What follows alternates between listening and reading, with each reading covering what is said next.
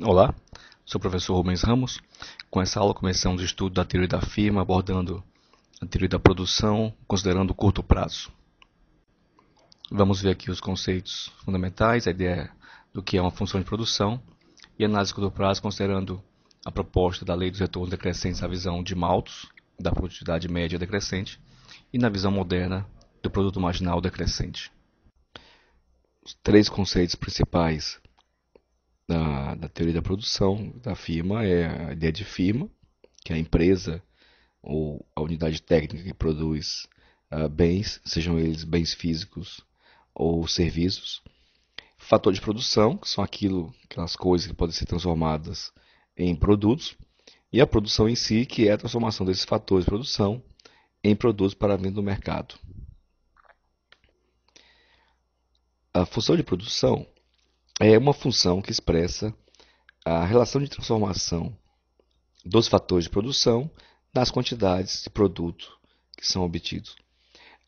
Essa função de produção teórica sempre é a função de produção mais eficiente, ou seja, uma combinação mais eficiente dos fatores produtivos para um certo nível de produto que é obtido. Algumas formas de expressá-la são duas: a forma clássica, baseada em capital, terra e trabalho, onde capital aqui é sempre o capital físico, capital de bens de capital. Há uma visão mais recente, capital, terra, recursos naturais, onde a função já contém de modo implícito a tecnologia daquele momento. Produção como função de capital, trabalho e materiais, ou visões mais modernas como a produção como sendo a função de XI, onde são N fatores de produção, ou a forma vetorial YF de X, onde Y é um vetor de produtos e X o vetor de insumos dos respectivos produtos da empresa. Na análise de curto prazo, alguns fatores é fixo e outros variáveis. Via de regra, temos como fator fixo o capital, os bens, equipamentos físicos que são usados para a produção, como máquinas, instalações, edificações, etc. E outros fatores variam, por exemplo, trabalho, que é o principal fator variável a ser considerado. Vamos inicialmente ver isso na ótica da visão de Malthus, dos retornos decrescentes, onde ele dizia que em algum momento o aumento do fator variável vai levar a uma redução da produtividade média do fator variável. Malthus usou isso para considerar que se a Terra é um capital fixo limitado, o aumento da população, do trabalho, vai em algum momento levar a uma redução da produtividade da Terra per capita e, em consequência, isso levaria à pobreza no planeta. Essa visão de Malthus durou um certo tempo. Mas aqui vamos usar esse conceito da produtividade média, em algum momento, tornando-se decrescente.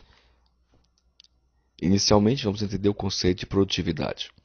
Produtividade é a relação entre produto e insumos, ou entre resultados e recursos utilizados. Se isso for dado como YX, então a produtividade seria a razão de Y, produto, por X, insumos.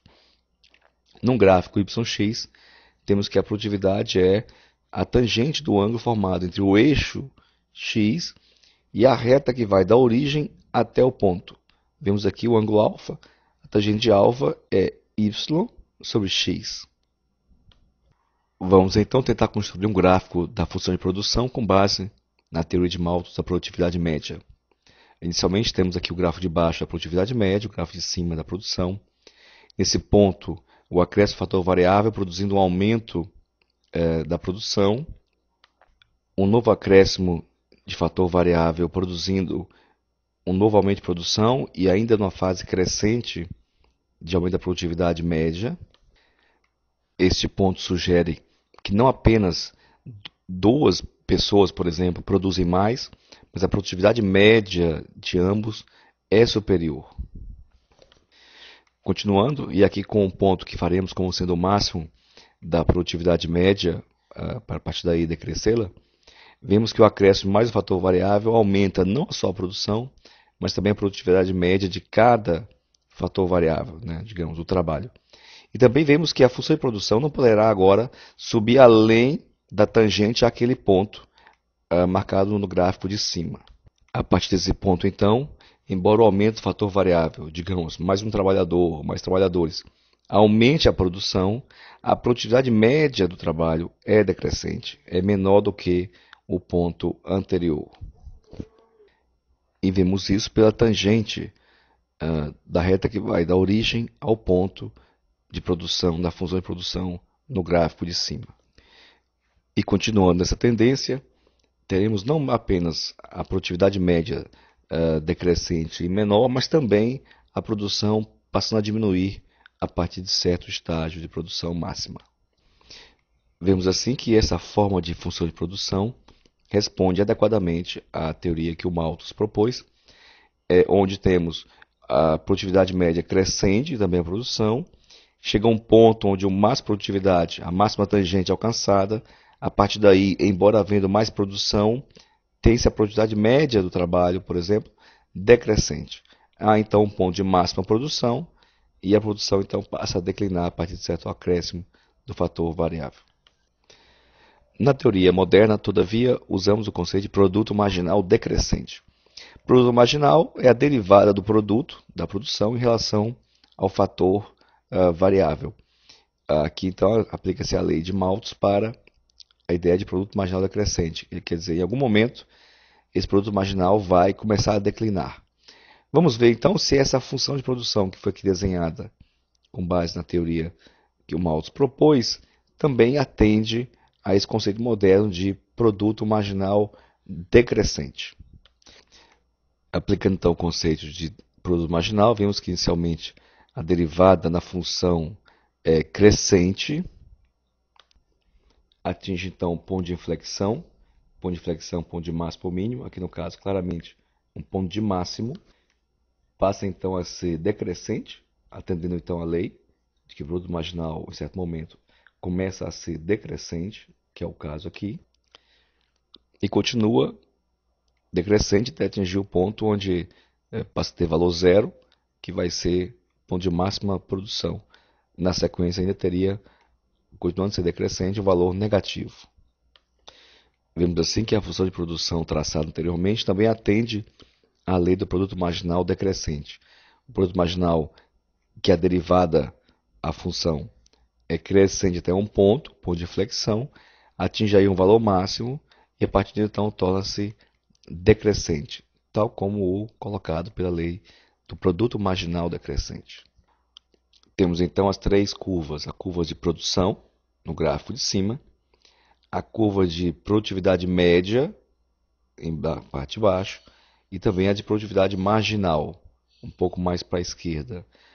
Vemos o ponto de máxima produtividade média como de máxima inclinação da tangente, que vai dar origem ao ponto na curva, e o ponto de máxima produtividade marginal como sendo o ponto de inflexão da função de produção.